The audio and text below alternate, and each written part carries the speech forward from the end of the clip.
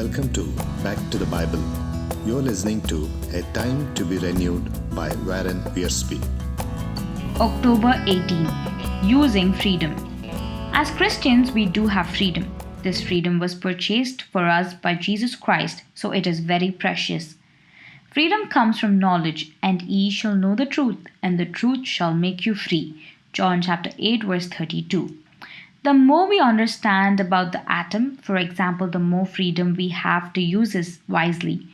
But knowledge must be balanced by love, otherwise it will tear down instead of build up. The strong Christian knows that he has this freedom, but he also knows that freedom involves responsibility.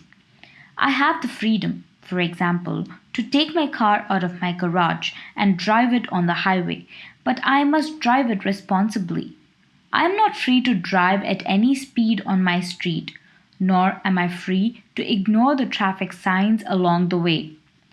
There are several tests we may apply to our own decisions and activities. All things are lawful, but will they lead to freedom or slavery?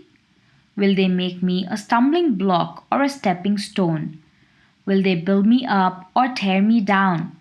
Will they only please me or will they glorify Christ?